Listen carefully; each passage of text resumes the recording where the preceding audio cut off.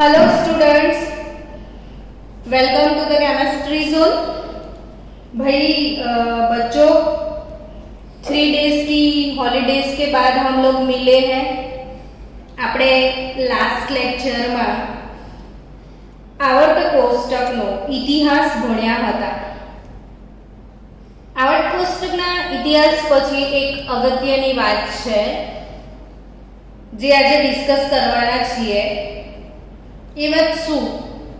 તો શરૂ કરીએ આપણે મેન્ડેલીફ ના આવર્ત નિયમથી। આપણે જે આવર્ત કોષ્ટકનો ઇતિહાસ ભણ્યા હતા ને બાળકો, એમાં એવું શીખ્યા હતા કે આવર્ત કોષ્ટક વિશે વિચારવાની શરૂઆત કરનાર 1829 માં જ્હોન ડોબરેનર હતા અને ડોબરેનરે ત્રિપુટીનો નિયમ આપ્યો હતો।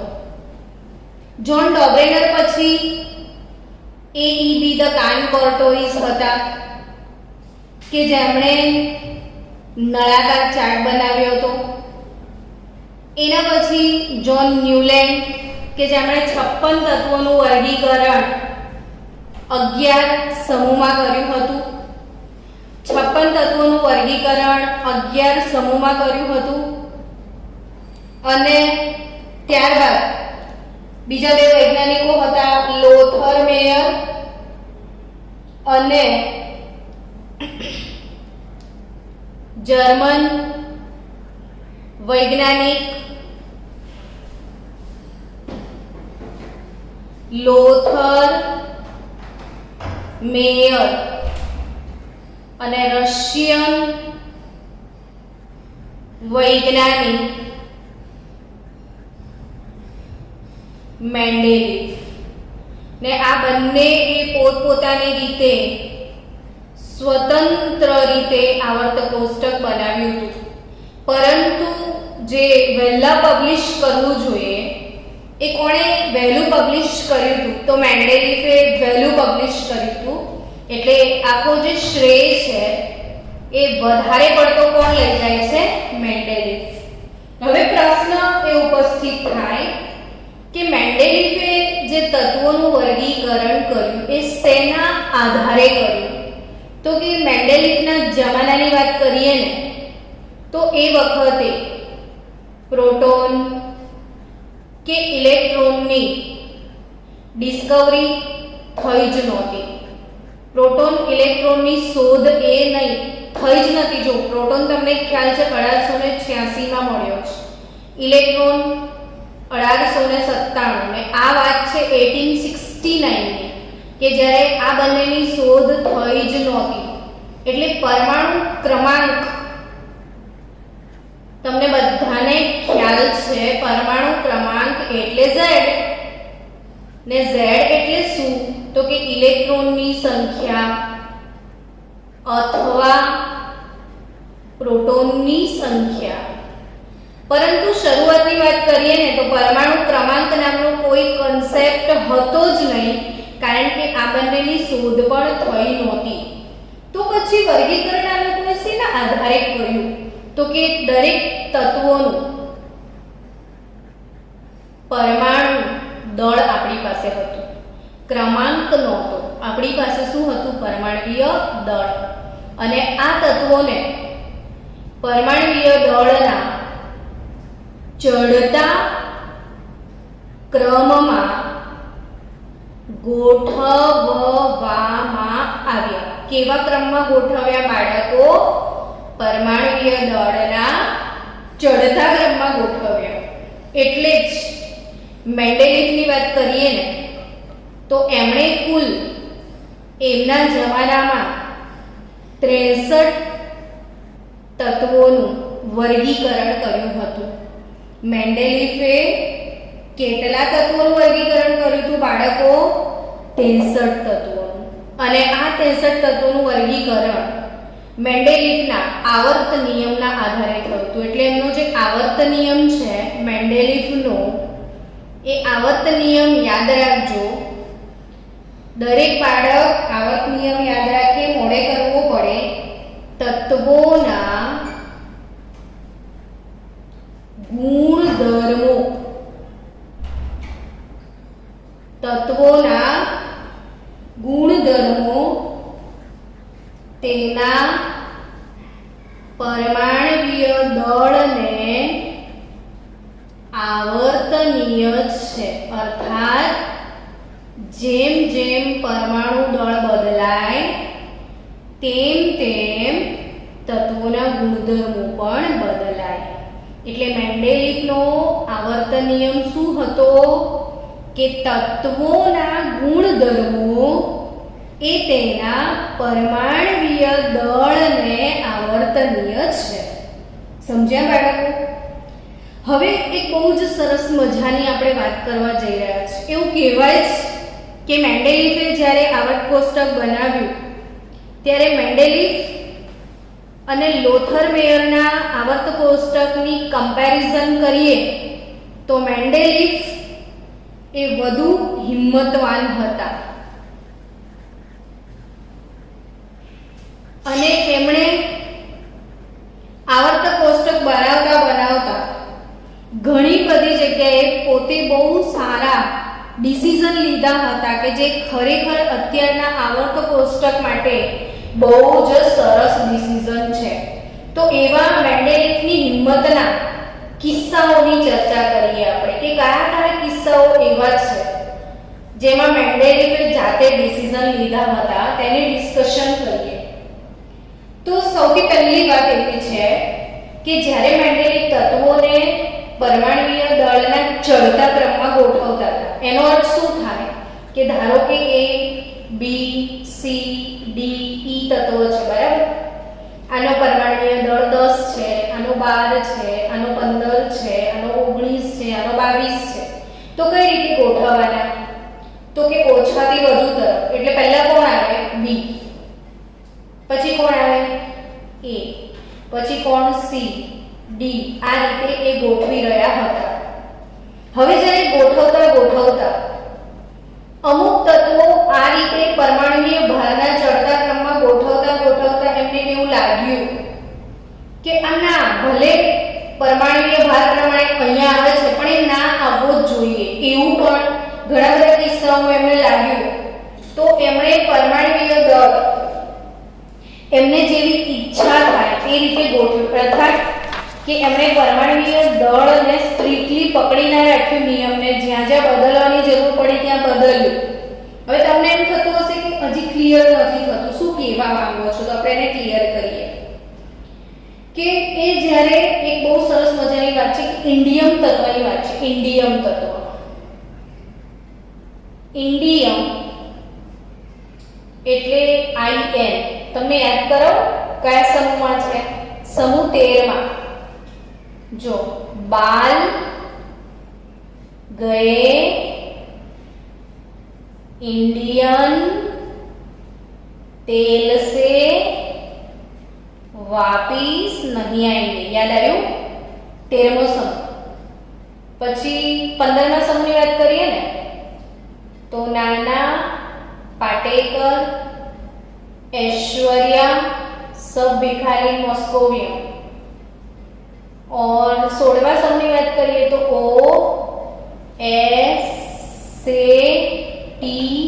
આવી રીતે પી વિભાગના તત્વો તમે જાણો છો બધા, બરાબર? આપણે કોની વાત કરી રહ્યા છીએ? ઇન્ડિયમની. હવે જે પણ વૈજ્ઞાનિકે ઇન્ડિયમની શોધ કરી હતી એમણે ઇન્ડિયમનો અગાઉ માપેલું જે દળ હતું એ ઇન્ડિયમનું 76 હતું. ઇન્ડિયમનું એમણે દળ કેટલું શોધીને આપેલું, જે પણ વૈજ્ઞાનિકે ઇન્ડિયમની શોધ કરી હશે એમણે ઇન્ડિયમનું દળ 76 આપ્યું. એટલે 76 આપ્યું તો એ ક્યાં આવે? તો કે ऐसे के बीच में आना चाहिए. आर्सेनिक અને સેલેનિયમ. સીન જોજો. આર્સેનિક અને સેલેનિયમ, આર્સેનિકનો ભાર છે 75 ને સેલેનિયમનો ભાર છે 79. હવે વિચારો કે આ 75 હોય ને 79 હોય ને જો ઇન્ડિયમ 76 હોય તો ક્યાં આવવું જોઈએ? તો કે ઓબ્વિયસલી આર્સેનિક અને સેલેનિયમના વચ્ચે ઇન્ડિયમ આવવું જોઈએ કે નહીં, એટલે અહીંયા 75 હોય તો પછી અહીંયા 76 નંબર પર ઇન્ડિયમ આવવું જોઈએ. એમને આવું થાય જો એ રીતે ગોઠવે તો. પણ એમને એવું લાગ્યું કે અહીંયા ઇન્ડિયમ, તો ઇન્ડિયમના ગુણધર્મો તો આ સમૂહ જેવા છે, ઇન્ડિયમના ગુણધર્મો 13મા સમૂહ જેવા છે, તો એને 16મા સમૂહમાં ના મૂકવું જોઈએ. એટલે એમણે હિંમતપૂર્વક એવું કીધું કે 100% ઇન્ડિયમનો ભાર જેણે પણ શોધ્યો છે એ ખોટો જ હશે. અને એમણે એવું કીધું કે ઇન્ડિયમ અહીં આવવું જોઈએ. અને એમને ઇન્ડિયમનો ભાર જે છે એમણે કીધું 76 ના હોય, 114 જેવો હોવો જોઈએ એવું પ્રિડિક્શન મેન્ડેલિફે કરી આપ્યું. અને પછી ખરેખર એવું જ થયું. પાછળથી ફરીથી એનો ભાર રિયલી શોધવામાં આવ્યો ને, તો એનું એક્યુરેટ માપ અત્યારે જે પ્રચલિત છે સ્વીકારાયેલ મૂલ્ય, એ સ્વીકારેલ મૂલ્ય હાલમાં ઇન્ડિયમ માટે છે 114.82. જોયું સ્ટુડન્ટ, કેટલું સરસ પ્રિડિક્શન છે એમનું. જો ફરીથી તમને સમજાવી દઉં કે ઇન્ડિયમનું પહેલા માપેલું દળ કેટલું હતું? 76. એટલે એમને ઇન્ડિયમને ऐसे ना नीचे रखना पड़े. ऐसे तो इंडियम बीच में आता है, એવું બોલશો તો તમને યાદ રહી જશે. ऐसे, ASSE, ऐसे तो इंडियम बीच में आना चाहिए, लेकिन है नहीं. तो आर्सेनिक ने सेलेनियम ની વચ્ચે ઇન્ડિયમ આવવું જોઈએ. એટલે અહીંયા 75 હોય તો એ 16મા સમૂહમાં ઇન્ડિયમ આવવું જોઈએ. બટ ઇન્ડિયમના ગુણધર્મો 16મા સમૂહના અન્ય તત્વો જેવા હતા જ નહીં. જ્યારે ગુણધર્મો તમને ખબર છે આ ગ્રુપમાં જેટલા પણ તત્વો છે એ બધાના મોટા ભાગના રાસાયણિક ગુણધર્મો સમાન છે. કેવા છે? બધાના રાસાયણિક ગુણધર્મો સમાન. હવે ઇન્ડિયમના રાસાયણિક ગુણધર્મો આ લોકો જેવા હતા, તો અહીં કેવી રીતે મૂકી શકાય? એટલે એમણે એવું કીધું કે ખોટું હશે ઇન્ડિયમનું દળ, આવું આવવું જોઈએ, આ છે. પછી ફરીથી શોધવામાં આવ્યું તો સાચું દળ મેળવી શકાય. એટલે મેન્ડેલિફના લીધે જે તત્વોના વિશે માહિતી ખોટી હતી તો સાચી માહિતી તરફ પણ જઈ શકાય. બીજું એવું ક્યાં કર્યું એ સમજીએ. આ પહેલો કિસ્સો ઇન્ડિયમનો. હવે આપણે બીજા કિસ્સાની ડિસ્કશન કરીએ. બીજા કિસ્સાની ડિસ્કશન કરીએ ને તો તમને ખ્યાલ છે આપણો 16મો સમૂહ કયો છે? O S C T O L O S C T O L O S C T O L oxygen, sulphur, selenium, tellurium, polonium, livermorium. અને 17મો સમૂહ કયો છે? તો કે ફ્લોરિન, ક્લોરીન, બ્રોમિન અને આયોડિન. હવે ટાઈ ક્યાં પડે? અહીં આગળ છે ટે વચ્ચે, ટે અને આઈ, ટે.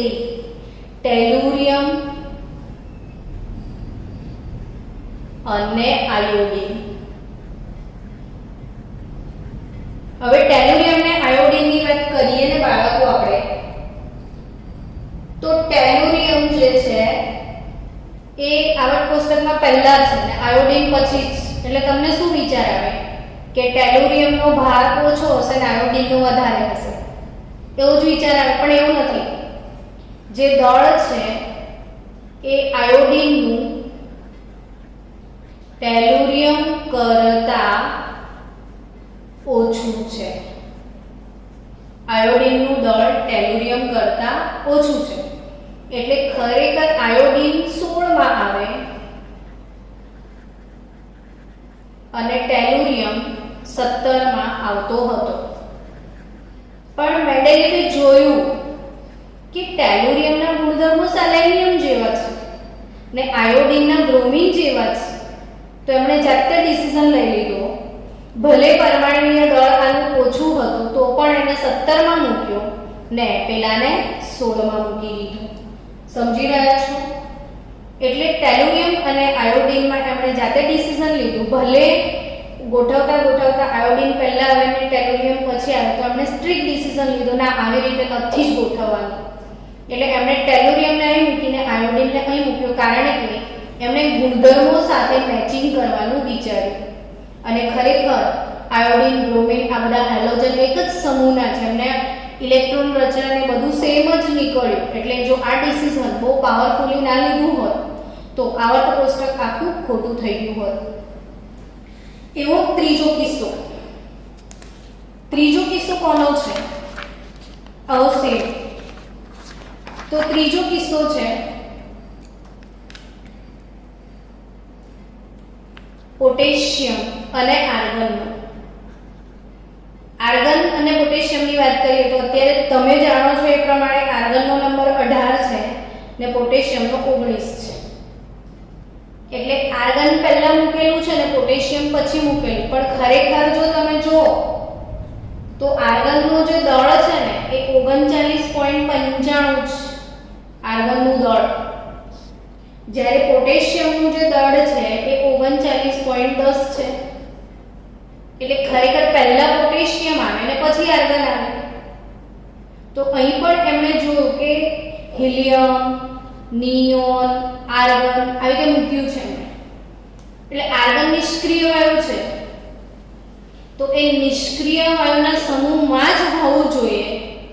અને પોટેશિયમના ગુણધર્મો લી, ના, કી, રબસે ફરિયાદ પહેલા સમૂહ સાથે મેચ થતા હતા. એટલે એમણે આ અહીં પણ ઊંધું કરી નાખ્યું, આર્ગનને પહેલા મૂક્યો ને પોટેશિયમને પછી મૂક્યો. ભલે આનો ઓછો હતો, આનો વધારે હતો, તો પણ આર્ગન આગળ ને પોટેશિયમ પાછળ. એટલે એમણે ગુણધર્મોનું મેચિંગ થાય છે કે નહીં એ જોવાનો પ્રયત્ન કર્યો. એના પછી બીજી સરસ વાત છે કે મેન્ડેલિફની હિંમતના જે કિસ્સાઓની ડિસ્કશન કરીએ તો આપણે પહેલો, બીજો, ત્રીજો 3 કિસ્સા જોયા. ચોથો કિસ્સો પણ બહુ જ સરસ છે.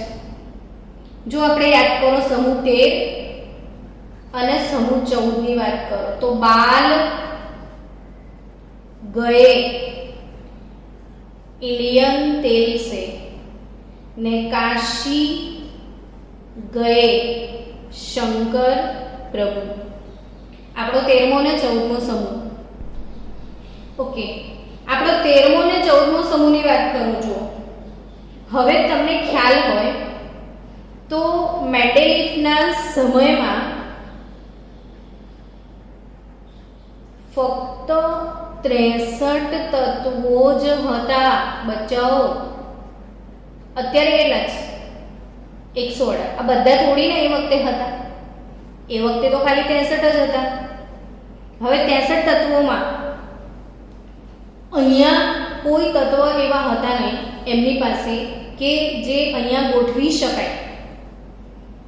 તો પછી એમણે શું કર્યું? એ જમાનામાં આ તત્વો શોધાયા પણ નહોતા. વિચારો, 63 તત્વોનું વર્ગીકરણ કરવાનું હોય તો કોઈને એવો વિચાર આવે કે ભાઈ ભવિષ્યમાં શોધાશે તો અહીંયા મૂકી દઈશું એમ? આવી જબરજસ્ત વિચારધારા એમની હતી. તો અહીંયા કોઈ તત્વો નહોતા ને, તો એ તત્વો માટે આવર્ત કોષ્ટકમાં એમણે શું મૂકી રાખ્યું? ખાલી જગ્યા મૂકી દીધી. બોલો. અને એવું કીધું કે ભવિષ્યમાં ક્યારે પણ આ જગ્યા પર કોઈક તો આવશે જ. અને પછી એમણે ત્યાં શું નામ લખી રાખ્યું હતું ખબર છે? કે એલ્યુમિનિયમ પછી એટલે એ લોકો ઇક્કા એવું કહેતા હતા એ લોકોની લેંગ્વેજમાં. તો ઇક્કા એલ્યુમિનિયમ અને સિલિકોનની નીચે એમણે લખી રાખ્યું હતું ઇક્કા સિલિકોન. અને સ્પેશિયલ એ લોકો માટે જગ્યા રાખવામાં આવી. બોલો. અને અત્યારે તમને ખ્યાલ જ છે બાળકો કે એક્કા એલ્યુમિનિયમ એટલે કોણ અને એક્કા સિલિકોન એટલે કોણ? ને આ પ્રશ્ન તમને એક્ઝામમાં આવશે, ભૂલી નહીં જવાનો. આપણને સમૂહ આવડે છે એટલે બહુ ઇઝીલી તમે જવાબ આપી શકો. બાલ ગયે ઇન્ડિયન તેલ છે તો અહીંયા ગેલિયમ આવશે ને કાશી ગયે શંકર પ્રભુ અહીંયા જર્મેનિયમ આવશે. અને આ તત્વો પાછળથી શોધાયા અને જે પાછળથી શોધાયા એ તત્વો માટે આવર્ત કોષ્ટકને ડિસ્ટર્બ કર્યા વગર એમના માટે પહેલેથી ખુરશીઓ ખાલી જ રાખવામાં આવી હતી. એટલે પરીક્ષામાં પ્રશ્ન પૂછાશે કે એકા એલ્યુમિનિયમ એટલે કયું તત્વ? તો ગેલિયમ. અને એકા સિલિકોન એટલે કયું તત્વ? તો જર્મેનિયમ. તો એકા એલ્યુમિનિયમ એટલે ગેલિયમ અને એકા સિલિકોન એટલે જર્મેનિયમ. અને આજે 1905માં આવર્ત કોષ્ટક મેન્ડેલિફે પ્રસિદ્ધ કર્યું હતું અને બહુ જ સરસ આવર્ત કોષ્ટક એમણે બનાવ્યું હતું. ને હાલમાં તમને ખબર છે કે આધુનિક આવર્ત કોષ્ટક જે છે એમાં તો કુલ 118 તત્વોનું વર્ગીકરણ છે, જેમાંથી 94 તત્વો કુદરતમાંથી મળ્યા છે ને બાકીના તત્વો લેબોરેટરીમાં વૈજ્ઞાનિકોએ બનાવ્યા છે. એટલે બાકીના તત્વો કૃત્રિમ છે, જે આપણે બનાવ્યા છે ને 94 સુધીના તત્વો કુદરતી છે, જે કુદરતમાંથી મળ્યા છે. ને કુલ 118 તત્વોનું વર્ગીકરણ કરી ને આપણે મેન્ડેલિફના આવર્ત કોષ્ટકને બદલી નાખ્યું, જેને શું કહેવામાં આવે છે? આધુનિક આવર્ત કોષ્ટક. હવે આધુનિક આવર્ત કોષ્ટકની બીજી કેટલીક અગત્યની વાતો શીખી લઈએ આપણે. તો એની અગત્યની વાતોમાં શું કે આધુનિક આવર્ત કોષ્ટક જે છે બાળકો, એમાં 7 આવર્ત છે. કેટલા આવર્ત છે? 7 આવર્ત. 18 સમૂહ છે. સમૂહ એટલે ઊભી લાઈન અને આવર્ત એટલે આડી લાઈન. તો આડી જે લાઈનો છે એમને આવર્ત કહેવામાં આવે છે અને ઊભી લાઈનોને સમૂહ કહેવામાં આવે છે. તો 7 આવર્ત, 18 સમૂહ અને 4 વિભાગ છે. કેટલા વિભાગ છે? 4 વિભાગ. કયા? S વિભાગ, P વિભાગ, D વિભાગ અને F વિભાગ. એમાં S અને P વિભાગના તત્વોને પ્રતિનિધિ તત્વો તરીકે ઓળખવામાં આવે છે, જ્યારે D વિભાગના તત્વો સક્રાંતિ તત્વો અને F વિભાગના તત્વો જે છે એ આંતર સક્રાંતિ તત્વો તરીકે ઓળખાય છે. હવે આપણે ચર્ચા કરીશું કે જેમના પરમાણુ ક્રમાંક જે છે, પરમાણુ ક્રમાંક 100 થી વધારે હોય તેવા તત્વોની વાત કરીએ. પહેલા આપણે એવી વાત કરી લઈએ બાળકો કે આપણું જે આવર્ત કોષ્ટક છે, આધુનિક આવર્ત કોષ્ટક, આ જે આધુનિક આવર્ત કોષ્ટક છે ને એનો આવર્ત નિયમ શું છે? તો કે આપણા આધુનિક આવર્ત કોષ્ટકમાં પરમાણુ દળ પ્રમાણે નથી ગોઠવ્યા, આપણે પરમાણુ ક્રમાંક પ્રમાણે ગોઠવ્યા છે. કેમ? તો કે હવે તો ઇલેક્ટ્રોન ને પ્રોટોન મળી ગયા છે, આપણને ઇલેક્ટ્રોન પ્રોટોન શોધતા પણ આવડે છે, પરમાણુ ક્રમાંક નામનો કન્સેપ્ટ પણ છે આપણી જોડે. એટલે આવર્ત નિયમ બદલાઈ જાય છે. હવે આવર્ત નિયમ શું છે કે તત્વો અને તેના ગુણધર્મો, તત્વોના ગુણધર્મો, તત્વો અને તેના સંયોજનો ના ગુણધર્મો તેના પરમાણુ ક્રમાંકને આવર્તનીય છે. તત્વો અને તેના સંયોજનોના ગુણધર્મો તેના પરમાણુ ક્રમાંકને આવર્તનીય છે. તમને પ્રશ્ન એ થતો હશે ને કે આપણે પરમાણુ દળમાંથી પરમાણુ ક્રમાંકમાં કઈ રીતે આયા? તો પરમાણુ દળમાંથી પરમાણુ ક્રમાંકમાં આવર્ત કોષ્ટક કોષ્ટકને ફેરવવા માટેની મદદ કોના દ્વારા થઈ? તો 1913 માં અંગ્રેજ ભૌતિક વૈજ્ઞાનિક હેનરી મોસેલે, અંગ્રેજ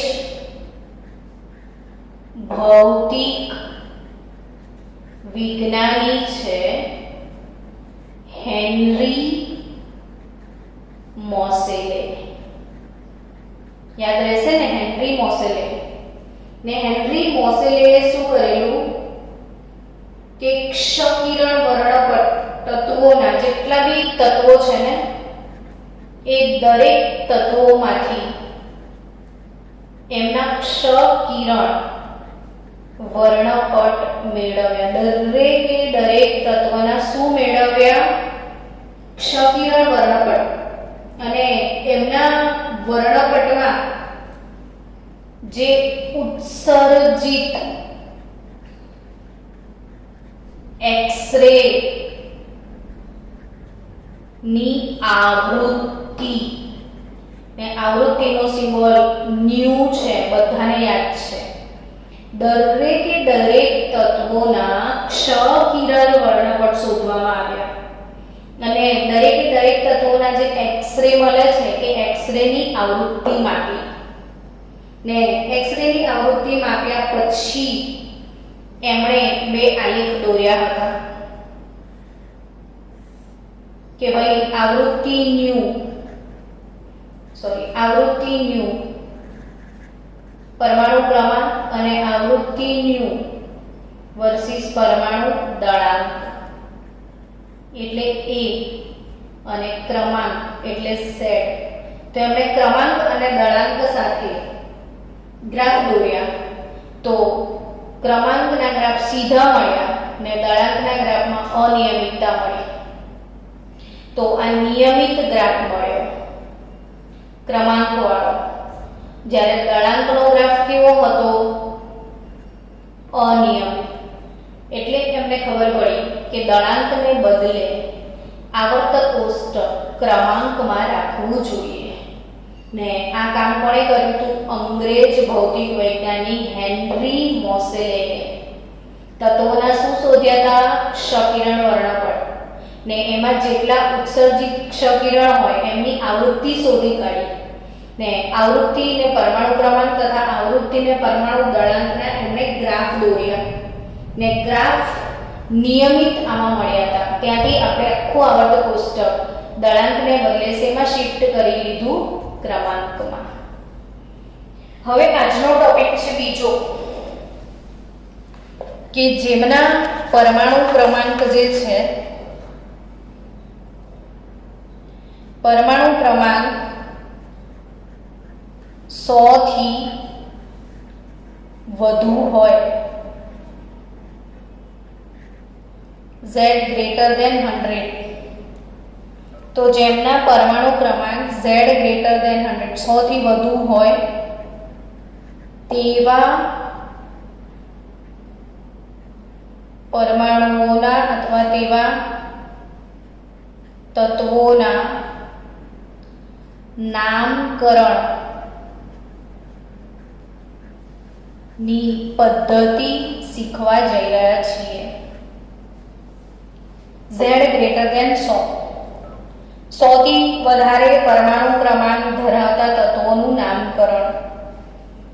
હવે બાળકો તકલીફ ક્યાં પડી એ સમજીએ કે આપણને ખબર છે કે 94 સુધીના તત્વો કુદરતી છે, પણ 94 પછીના તત્વો એટલે યુરેનિયમ પછીના તત્વો જે છે એ લેબમાં બને છે.